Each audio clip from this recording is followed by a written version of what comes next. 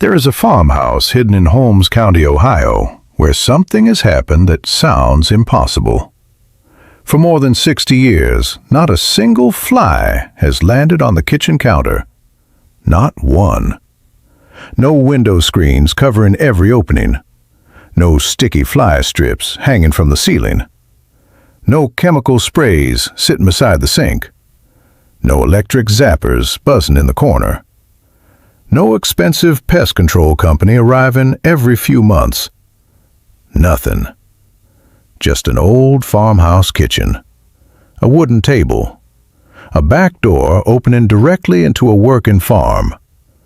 A place surrounded by everything a fly should love. Livestock, compost, manure, warm summer air. Everything that should turn a kitchen into a paradise for insects. And yet, they do not enter. I first heard about this place from people who had lived nearby for decades. At first, I assumed it was another old farming story. One of those things passed from generation to generation where nobody remembers exactly where it started. But then I went there. I stood inside that kitchen. I watched the back door open. The afternoon sunlight poured across the floor. The warm air moved through the doorway. Outside, the farm was active. The smell of the fields came in with the breeze. I waited. 5 minutes, 10 minutes, 20 minutes. I was expecting at least one fly to appear, one tiny mistake, one insect following the smell of food. Nothing happened. Not one fly crossed that doorway. The woman who owned that kitchen was named Ruth. She was in her 70s, and she had the calm confidence of someone who had watched people become surprised by the same thing her entire life. She was not standing there trying to prove anything. She was simply making bread. Her hands were covered in flour. The kitchen smelled warm and fresh. The back door remained open. I asked her the question everyone asks. How do you stop them? She looked at me and smiled. Not the smile of someone hiding a secret, the smile of someone who had known the answer for so long that the question itself felt strange. She simply said, "They do not come in here." I asked why. She did not explain immediately. She just pointed down, and what she pointed at changed everything I thought I knew about controlling flies. Because at the bottom of that doorway was something most people would walk past without noticing. A thin, dark line pressed into the old wood. Not paint, not dirt, not damage. Something intentionally placed there. Something maintained for generations. Something that had protected that kitchen longer than most modern pest control products had even existed. I looked closer. The line followed the exact place where the outside world met the inside of the home. The doorway. The boundary. The place where every fly would have to make a decision. I asked Ruth what it was. She said, "My mother put that there." Then she paused. Her mother showed her. Then another pause, and her mother before that. The farmhouse was built in 1894. That simple line in the wood had been refreshed and maintained through 5 generations of women, more than a century. Same kitchen, same doorway, same method, and according to Ruth, the result was always the same: no fly problem. Now think about this. The average American household spends between $300 and $500 every single year fighting flies. Money spent on sprays, fly strips, electric zappers, replacement screens, professional treatments, products that promise a solution, products that work temporarily, products that require you to buy them again. But sitting in this farmhouse was a kitchen that had avoided the same problem for decades using something passed down through family knowledge. So the question becomes, If families without modern technology solved this problem for generations, what exactly are people paying $300 a year for? Because what Ruth showed me was not a random farmhouse trick. It was a system.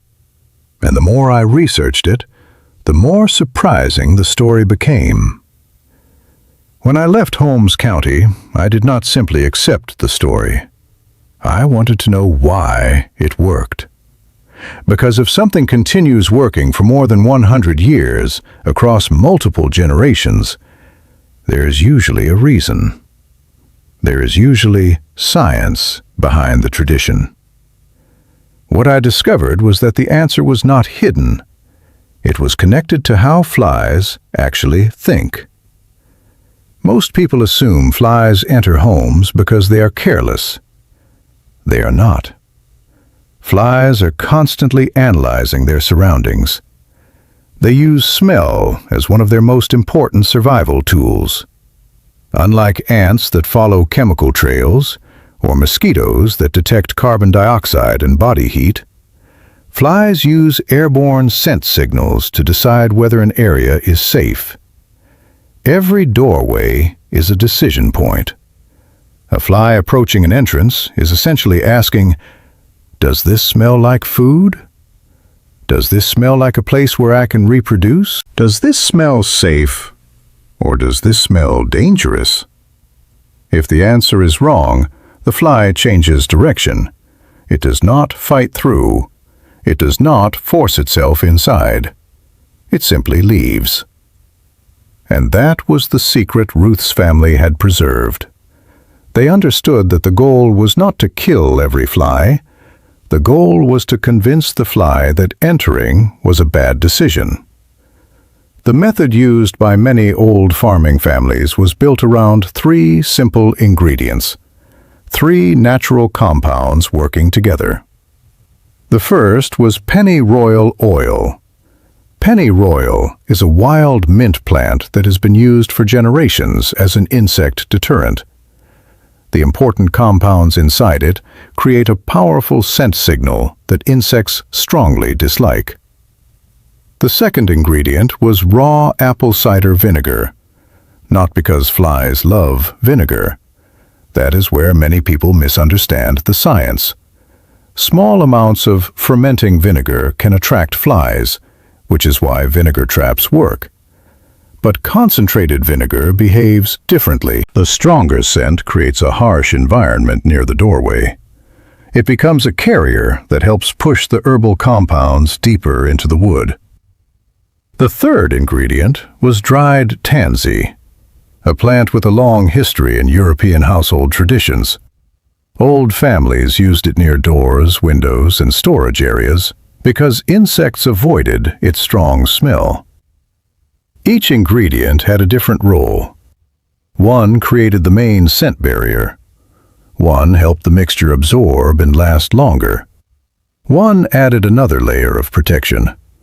Together, they created a signal insects did not like. The important thing to understand is that this was never about creating a poisonous environment. It was about communication. Humans see a doorway. A fly sees information. Every smell tells an insect something: food, danger, safety, opportunity. The old farmers understood that the easiest battle was the one they never had to fight.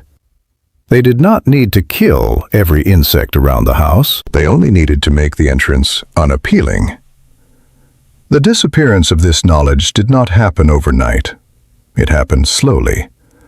One generation stopped teaching the next. One old recipe disappeared from one kitchen.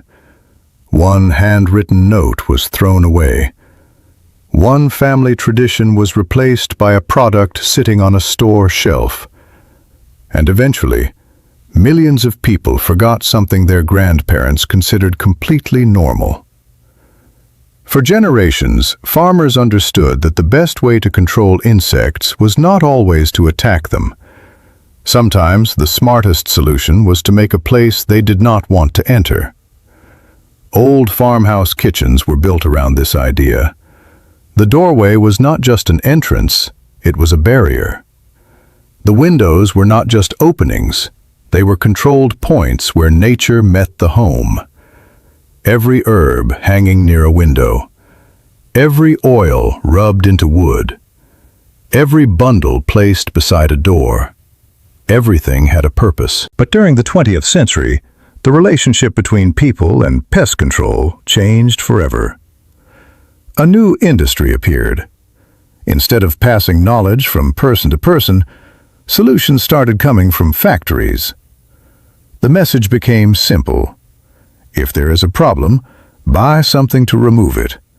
If insects appear, spray them. If they return, buy another bottle.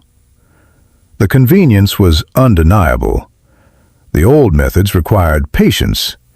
They required knowing plants. They required preparation. The new methods required only a trip to a store.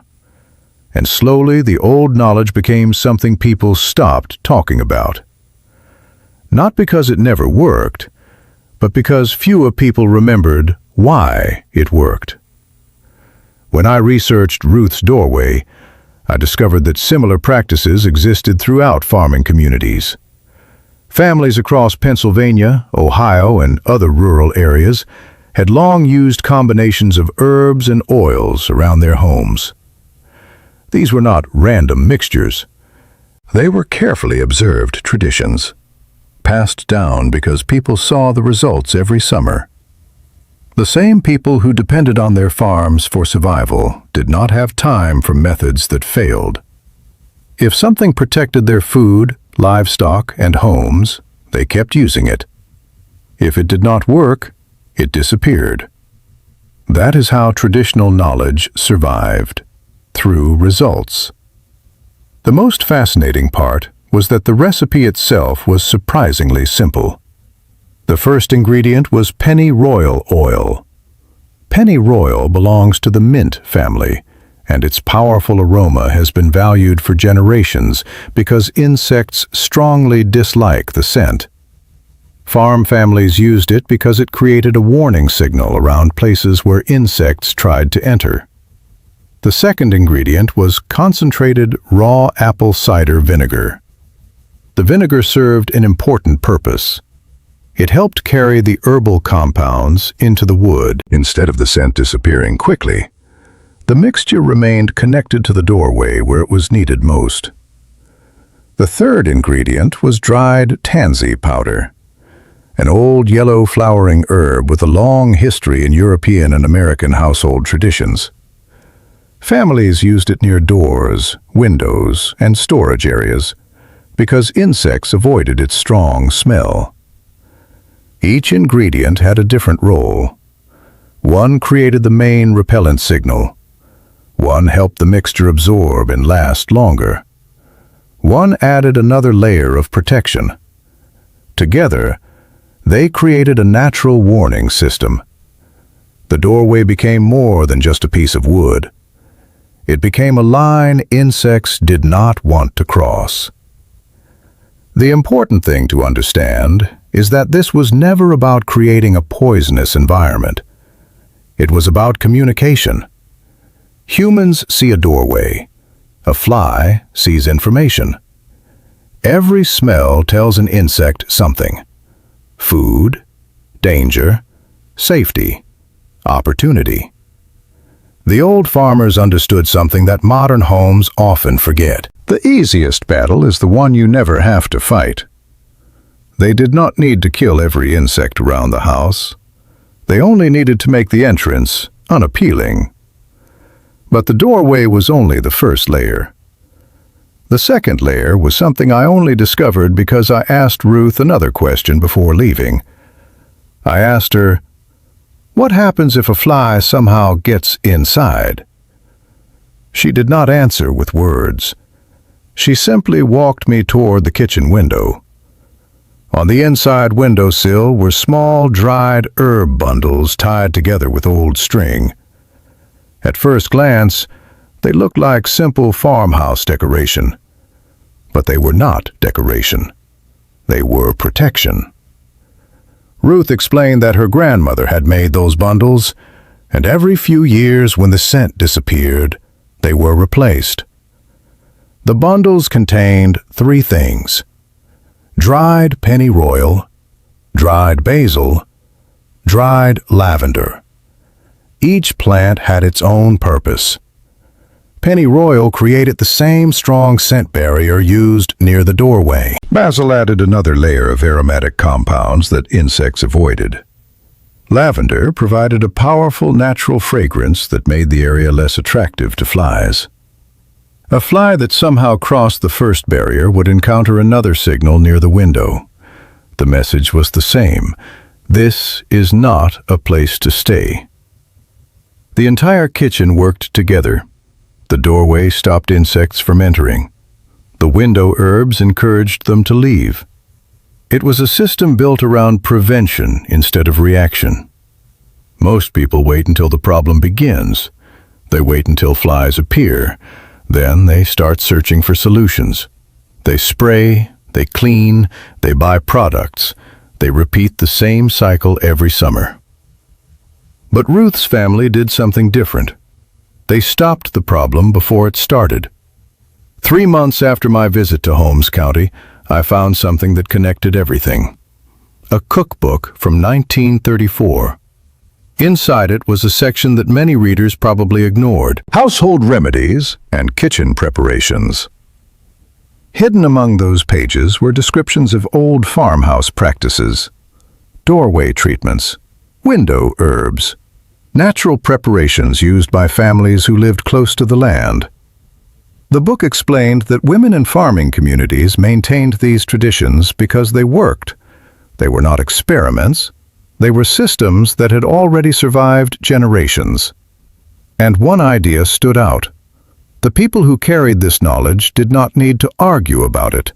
They simply continued using it, because their kitchens already proved the results. Maybe that is why some knowledge disappears. Not because it failed, but because the people who knew it never felt the need to prove it. They were too busy living with the results.